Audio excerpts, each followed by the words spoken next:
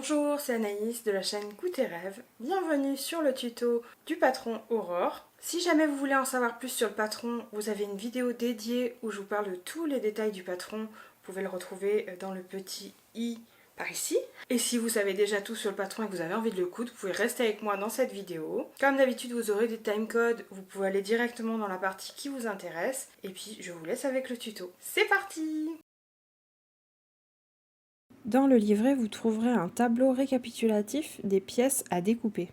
Pour ce tuto, je vais coudre principalement la version chemisier. Donc je vais découper mes pièces au niveau du trait de la version B. Mais les étapes de couture restent les mêmes. Attention à la ceinture pour la version robe, elle se coupe différemment pour les tailles 46-50 et pour les tailles 52-64. Coupez 2 fois au pli pour les tailles 46-50. Si jamais vous faites une taille au-dessus mais que la ceinture rentre au pli dans votre tissu, c'est parfait. Sinon, à partir environ du 52, coupez 4 fois votre ceinture. Petite astuce pour l'entoilage au niveau de la parmenture, comme elle est assez longue, vous pouvez découper plusieurs rectangles de thermocollants puis les assembler directement sur le tissu. Cela n'aura aucune incidence sur la couture. Et en plus, cela vous fera économiser un peu de thermocollant. Entoilez aussi un côté de la ceinture, les deux pattes de boutonnage pour les manches, les passants si vous les faites, ainsi que la parmenture dos. On n'oublie pas de marquer le repère sur la manche qui va nous aider à poser la patte de boutonnage. Repérez les crans de fronce sur les manches, puis coudre des fils de fronce sur les deux manches. Faire de même sur les devants, repérer les deux crans, puis passer des fils de fronce entre ces deux crans. Faire de même au niveau du dos en commençant et en s'arrêtant à 1 cm du bord. Pour faire les fils de fronce à la machine, décalez son aiguille à 5 mm du bord, puis allongez son point au maximum. Pour l'exemple, j'utilise ma pièce devant. Repérez les deux crans et coudre entre les deux. Pour s'aider visuellement, on peut placer des épingles au niveau des crans. Pensez à garder une petite longueur de fil pour pouvoir ensuite tirer sur les fronces. Faire une première piqûre à 5 mm du bord, en commençant puis en s'arrêtant au niveau des crans, sans faire de point d'arrêt.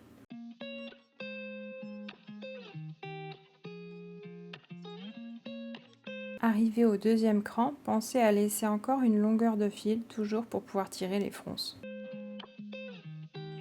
Faire une deuxième ligne de couture à 1 cm de la première.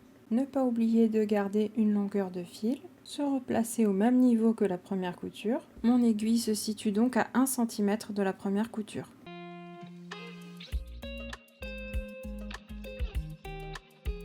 Ne pas faire de point d'arrêt et garder une longueur de fil à nouveau. Et là, mes fils de fronce sont prêts. Ensuite, on jouera avec les fils pour pouvoir tirer les fronces comme on a envie, mais on va pas le faire de suite. On va continuer à le faire sur les autres pièces qui ont besoin d'avoir des fils de fronce et ensuite on verra pour les froncer. Pour le dos, on se place à 1 cm du bord puisque ça va être la marge de couture, donc ça sert à rien de froncer cette partie-là. Faire de même pour les deux manches en repérant bien les crans pour les fils de fronce. Maintenant que les manches, les devants et le dos sont prêts, soit vous pouvez me rejoindre au timecode suivant où je vous explique comment froncer les devants et assembler aux empiècements. Vous pouvez rester encore un petit peu par ici et je vous montre comment ajouter du passepoil. Pour l'empiècement devant, bien faire attention de le conserver dans le bon sens, donc peut-être garder la pièce en papier à côté pour être sûr de le mettre dans le bon sens parce que on peut facilement se tromper. Donc là, c'est un petit bonus, j'ai envie de poser du passepoil, c'est tout à fait facultatif. Placez les empiècements devant endroit face à vous, puis posez le passepoil endroit contre endroit pour repérer l'endroit du passepoil. Il y a un côté où le fil est plus épais, où en fait il y a plusieurs coutures, et un côté où le fil est seul, donc il est plus fin. C'est le côté endroit qui va aller contre notre tissu. Attention de bien mesurer la distance entre le bord du tissu et l'endroit où on va piquer le passepoil parce qu'en général il ne fait pas 1 cm, donc il faut mesurer. Puis épingler ou bâtir pour maintenir le passepoil. Et ensuite ça va se placer comme ceci. Pensez à marquer le milieu de la pièce dos avec un cran. Ensuite mesurez exactement combien il va falloir de passepoil. Donc ça c'est l'envers, on se met sur l'endroit. Pensez aussi à marquer le milieu du passepoil. Mesurez 1 centimètre, puis maintenir le milieu du passepoil au milieu du dos. Pour ma part, je préfère bâtir parce que je trouve que c'est beaucoup plus précis et que ça évite de tirer trop sur le tissu et d'avoir donc une pièce qui sera plus large que prévu. Épingler à quelques endroits pour visualiser où se placera le passepoil. Faire de même de l'autre côté du dos. Puis faire de larges points à la main pour maintenir le passepoil au dos. Et bien sûr, idem pour les empiècements devant. Et voici ce que cela donne une fois terminé. Vérifiez que les deux empiècements devant soient identiques. Puis on passe à la machine. On peut utiliser soit le pied pour fermeture invisible et l'aiguille va venir se placer juste ici au bord, ou bien on peut utiliser un pied spécial passepoil. Le pied de biche se place comme ceci au bord du passepoil avec l'aiguille complètement à gauche et on essaye de piquer au plus près. Si à la fin de la couture on se rend compte qu'on est beaucoup trop loin et que ça n'est pas joli, il sera toujours temps de refaire une piqûre plus près et d'améliorer ceci.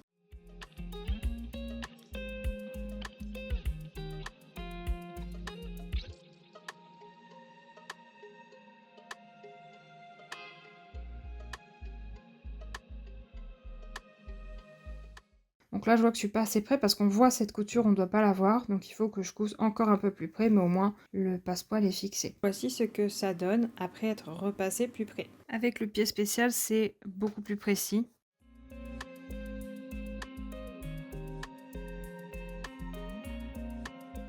Là, c'est au plus proche du premier coup. Mais dans tous les cas, on peut utiliser les deux techniques, ça fonctionne. Voici ce que ça donne avec le passepoil. Il faut penser à enlever les fils de bâti et maintenant on peut passer à la suite. Si jamais vous avez un tissu fluide comme de la viscose, du crêpe ou même de la popeline, comme celle que j'ai qui est très fine, je vous conseille d'utiliser du droit fil thermocollant pour mettre au niveau où j'ai mis le passepoil, ainsi que sur les épaules, devant et dos. À placer sur l'envers du tissu et pas sur l'endroit comme je montre sur la vidéo. On va commencer avec les empiècements devant ainsi que les pièces devant. Là, je suis sur l'endroit, mon envers a des petites croix. Placez les deux devant endroit face à vous. Vérifiez que les empiècements devant sont dans le bon sens. On va venir rejoindre l'écran qu'on a ici. Donc on met endroit contre endroit du devant. Donc là on est sur l'endroit du devant. On a notre empiècement devant, endroit face à nous. On va poser endroit contre endroit. On va épingler les extrémités.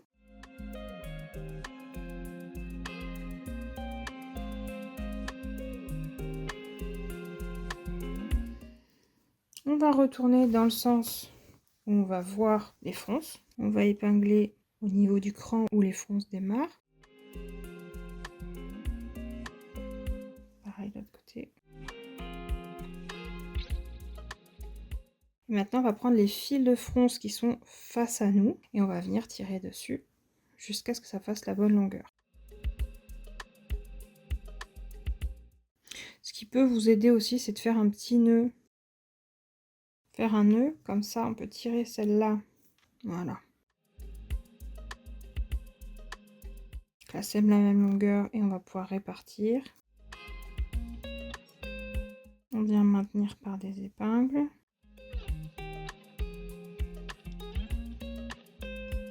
Et on va venir piquer à 1 cm. Pour celles qui, comme moi, auront mis du passepoil, il faudra que ça soit sur la même ligne de couture.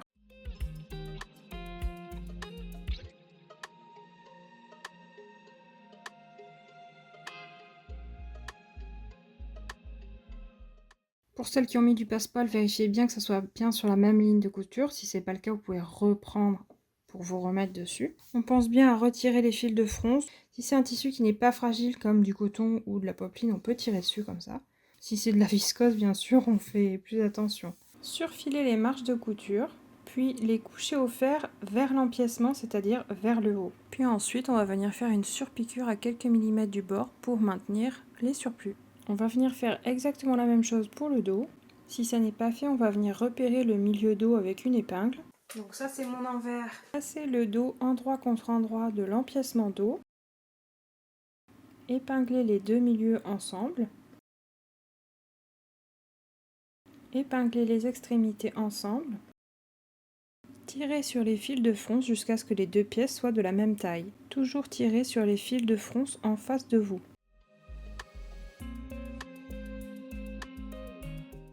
Si ça vous aide, vous pouvez faire un petit nœud pour pouvoir mieux répartir les fronces. Répartir ensuite les fronces de façon harmonieuse.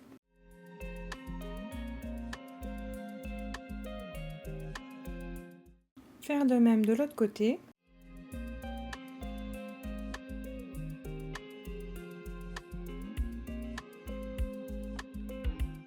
Si jamais vous préférez, il est tout à fait possible de centrer les fronces, plutôt que de les répartir sur tout le dos. Épingler puis coudre à 1 cm.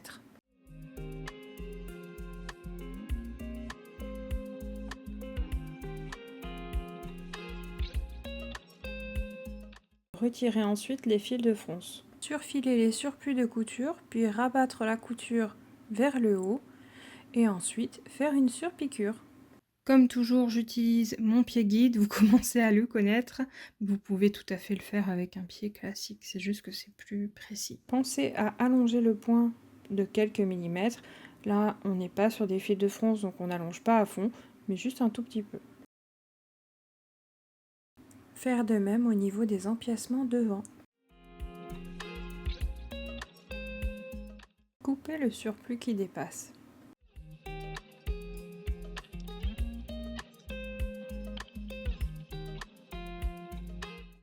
Pour celles qui souhaitent faire les poches, je vous conseille d'entoiler avec du droit fil thermocollant entre les crans de poche sur les 4 pièces, donc les deux côtés dos et les deux côtés devant sur l'envers du tissu. Donc là c'est l'envers, là c'est l'endroit, là c'est pareil. On vient prendre nos poches, donc ça c'est l'envers, endroit.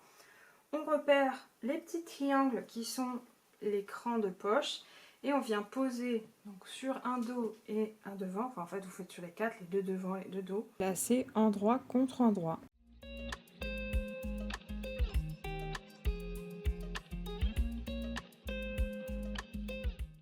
Coudre d'un cran à l'autre les crans qui ressemblent à des flèches.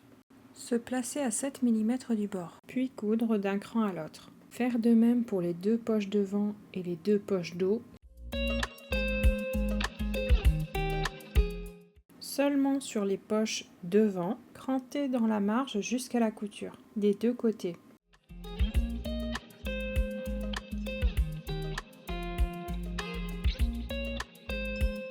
Toujours seulement pour les poches devant, on va venir surfiler entre les deux crans, puis coucher au fer la couture surfilée vers la poche. Toujours seulement pour les poches devant, surpiquer entre les crans, c'est-à-dire l'ouverture de poche, pour maintenir la poche avec les surplus de couture.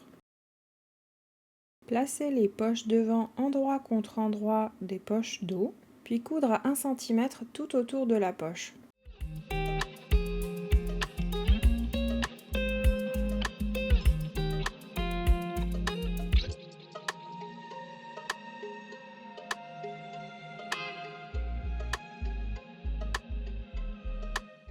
Surfiler ensuite tout le tour de la poche, et faire de même sur la seconde.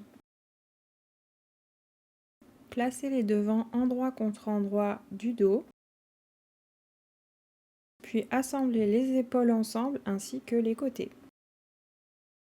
Pour la version avec poche, venir les placer comme sur l'image, donc vers l'avant, puis coudre du haut jusqu'au cran de poche en s'arrêtant avec un point d'arrêt solide. Laissez l'ouverture, puis reprendre au niveau du cran, toujours avec un point d'arrêt solide, puis aller jusqu'en bas. Assembler les épaules à 1 cm. Comme on peut voir sur la vidéo, j'ai rajouté du droit fil thermocollant, comme conseillé précédemment.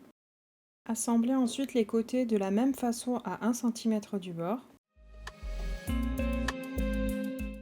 Pour la version poche, s'arrêter exactement au niveau du cran et faire un point d'arrêt solide. Reprendre juste après l'ouverture de poche au niveau du deuxième cran, faire à nouveau un point d'arrêt solide et continuer la couture normalement jusqu'au bout.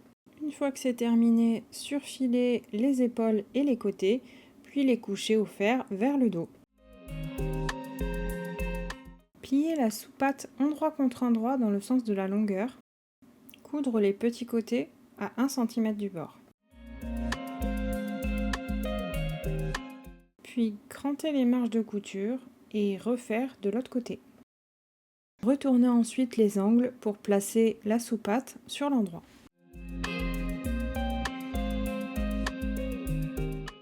Repassez la sous-patte. Voici ce à quoi ça ressemble.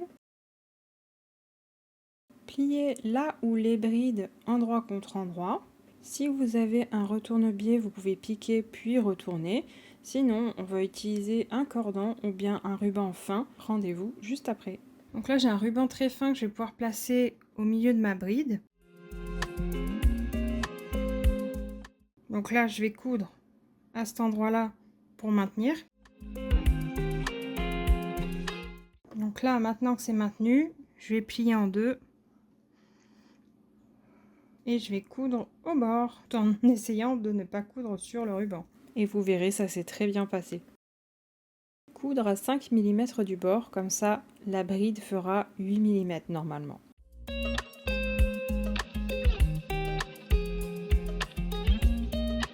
Le moment de vérité, on va tirer sur le cordon.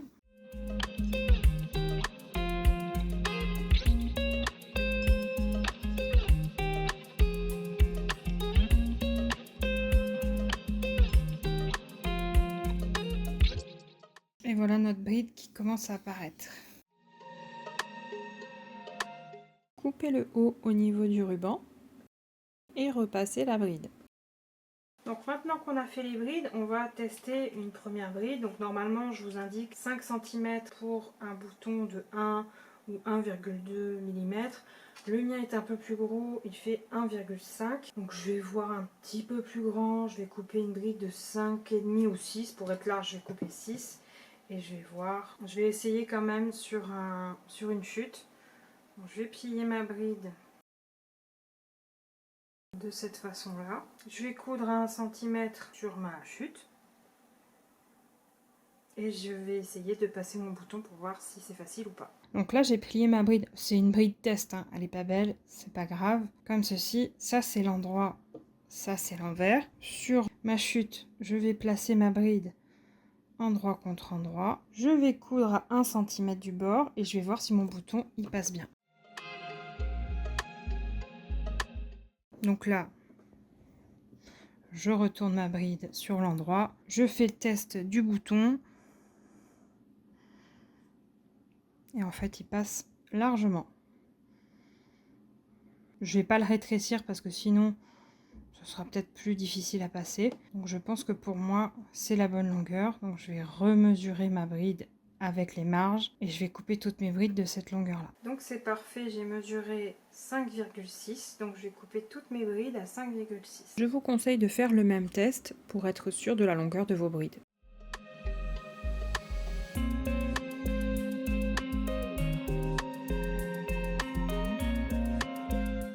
Donc là, j'ai mes 9 brides pour le chemisier et sinon 17 pour la robe. Les plier chacune de la même façon que sur l'écran. Puis les repasser pour les maintenir. Sur l'endroit au niveau du décolleté, tracez des repères à 1 cm comme sur la vidéo et faire de même sur le deuxième devant.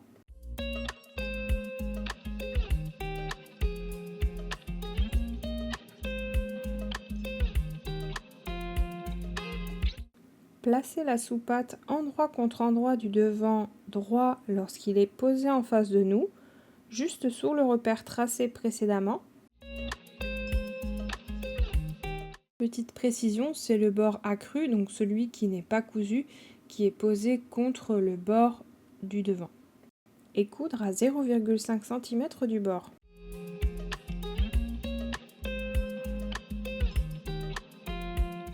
Il faut que le haut de la sous-patte soit placé juste en dessous de l'angle formé par les traits que nous avons tracés juste avant. Placez maintenant la première bride endroit contre endroit du vêtement, l'endroit est la partie que je montre ici à l'écran, juste sous le trait que nous avons tracé précédemment, au niveau de l'angle. Dans le patron, il est prévu d'espacer les brides de 5 cm, mais si vous avez envie, vous pouvez tout à fait les espacer plus ou moins. Utilisez une règle ou un mètre ruban pour repérer par rapport à la pointe de chaque bride, ici 5 cm entre chaque bride.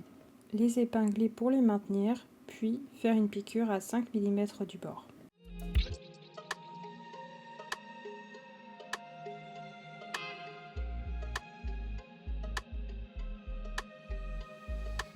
Maintenant que toutes les brides sont placées, si vous voulez en rajouter une, vous pouvez. On va pouvoir aller les coudre à 5 mm du bord pour les maintenir. Donc là, on va maintenir les brides en faisant une piqûre à 5 mm du bord, comme on a fait pour la soupate.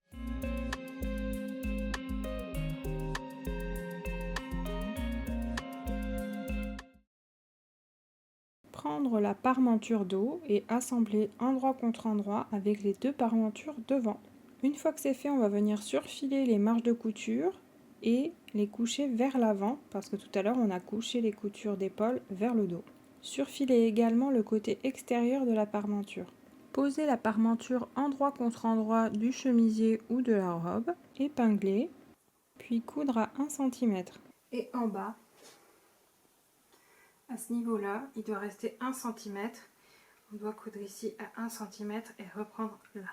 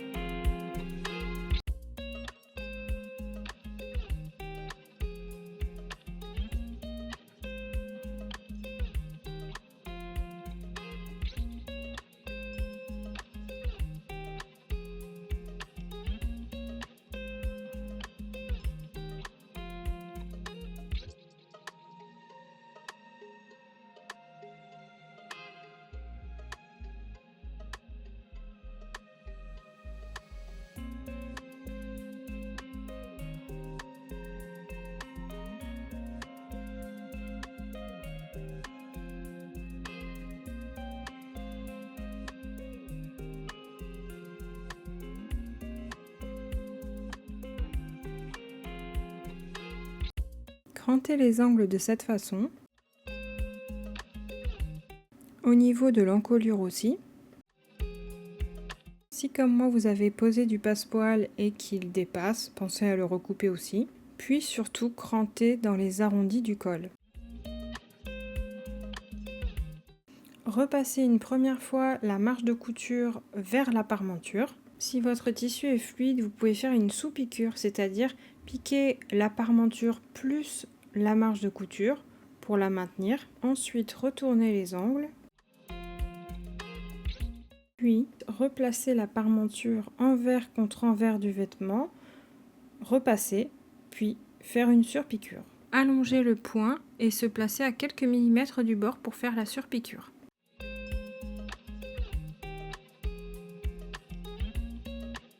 Le passepoil ajoutant de l'épaisseur, je vous conseille d'utiliser une belle-mère ou bien une cale avec du carton par exemple, pour surélever le pied et passer plus facilement les épaisseurs.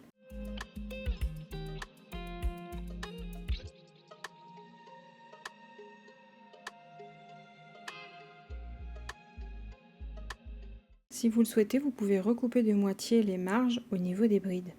Pour maintenir la parmenture au niveau des épaules, on peut faire une petite chaînette, donc en faisant plein de petits nœuds.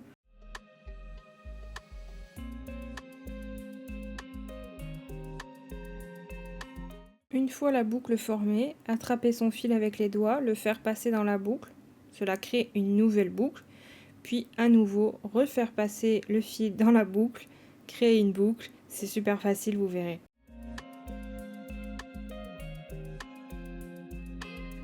Une fois que la chaînette fait environ 1 cm, passez son aiguille dans la boucle et tirez pour faire un nœud. Faire ensuite quelques points pour l'attacher à la parmenture et refaire de même de l'autre côté. Cela évitera que la parmenture ressorte. Prendre les deux pièces pattes de boutonnage pour les manches, les plier endroit contre endroit dans le sens de la longueur, coudre à 1 cm le long du grand côté et d'un petit côté. Crantez les angles et les marges de couture. puis retourner à l'aide d'un pinceau ou d'une baguette par exemple.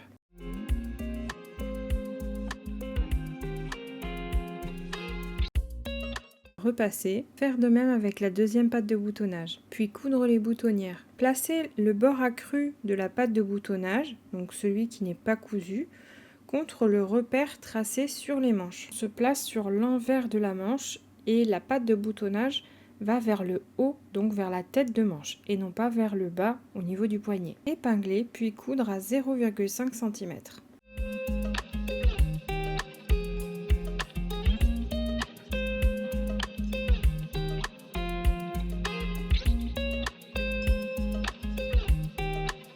Couper la marge de couture de moitié. Puis rabattre la patte de boutonnage vers le bas et repasser. Enfin, surpiquer une dernière fois à 5 mm du bord.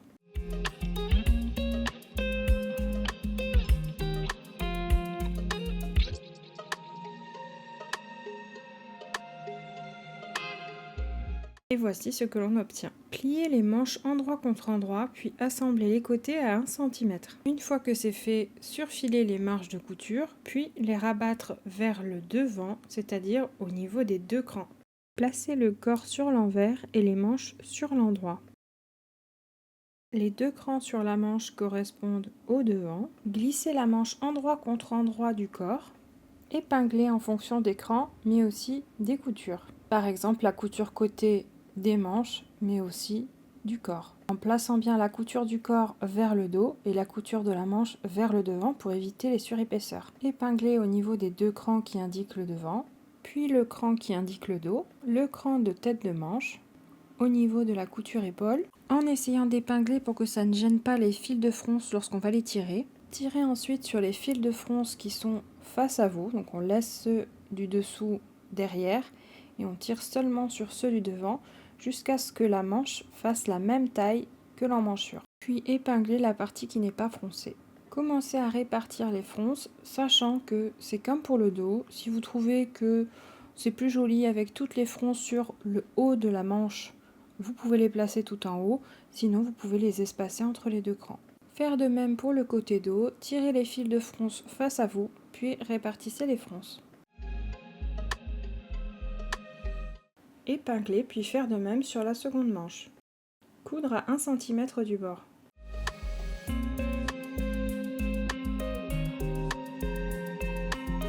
Pensez à utiliser une cale ou une belle-mère si jamais comme moi vous avez posé du passepoil pour passer les épaisseurs.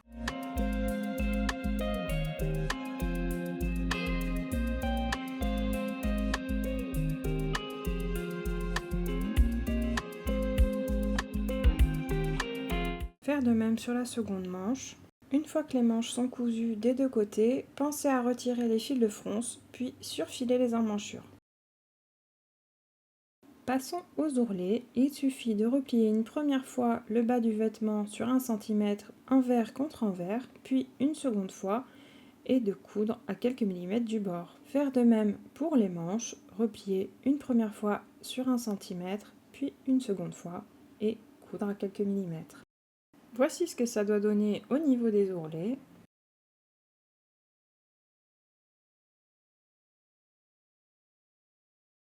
Placez les devants bien bord à bord pour pouvoir placer les boutons.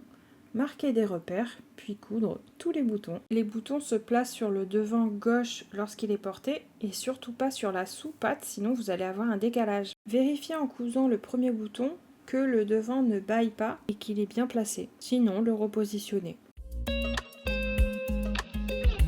Ne pas oublier de coudre les boutons sur les manches, donc juste au niveau de la couture que nous avons fait pour la patte de boutonnage, pile au milieu entre les deux coutures. Voici ce que cela donne. Pour ma part, j'ai décidé de recouvrir mes boutons, comme ça ils sont plus discrets sur les manches.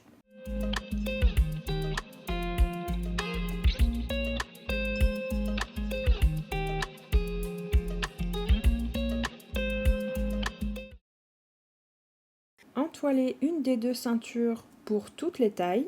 Pour les tailles 52-64, assemblez les pans 2 par 2, endroit contre endroit, au niveau du petit côté. Puis ouvrir les coutures au fer. Je m'excuse, en fait j'ai cousu la ceinture, la vraie ceinture, et j'ai oublié de filmer, donc c'est pour ça que ce n'est pas du tout à l'échelle au niveau des ceintures. Une fois que c'est fait, on va venir assembler endroit contre endroit la ceinture entoilée contre la ceinture non entoilée. Coudre à 1 cm le long d'un long côté, du petit côté, puis du deuxième long côté, en laissant une ouverture. PS, c'est ici qu'on voit qu'elle n'est pas du tout à l'échelle, ma ceinture. Plier la marge de couture vers l'intérieur, puis replier sur 1 cm envers contre envers, juste au niveau de l'extrémité.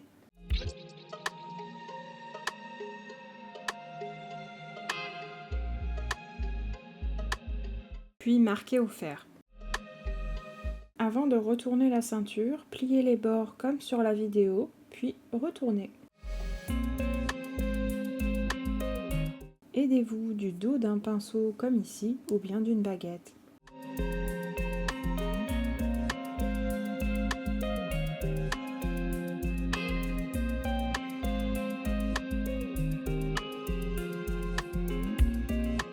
Grâce au pli qu'on a préformé tout à l'heure, on a déjà notre fermeture de ceinture. Repassez la ceinture, glissez les 2 anneaux du côté de la ceinture qui est encore ouverte, repliez le tissu par-dessus et faire une couture à quelques millimètres du bord. Pour les passants, c'est une histoire de pliage, le côté rayé et l'envers. Donc pliez endroit contre endroit dans le sens de la longueur, marquez le pli. Pliez à nouveau dans le sens de la longueur, envers contre envers, le premier côté, puis le deuxième côté. Les images seront plus parlantes. Cela forme un petit accordéon. Maintenant, faire une piqûre à 1 cm de chaque côté des petits côtés. Voici ce que l'on obtient. Le retourner sur l'endroit en rabattant les marges de couture vers l'intérieur.